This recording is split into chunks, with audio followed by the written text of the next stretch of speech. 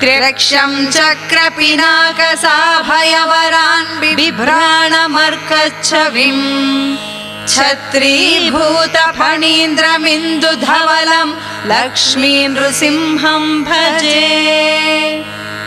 उपास्महे नृसिंहाख्यं ब्रह्मवेदान्तगोचरम् भयोल्लालितसंसारच्छेदहेतुं जगद्गुरुम्।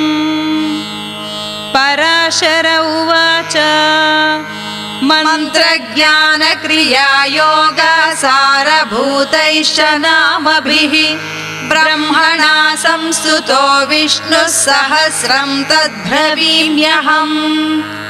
ब्रह्म उवाच ॐ नमो नारसिंहाय वज्रदंश्राय वज्रिणे वज्रदेहाय वज्राय नमः।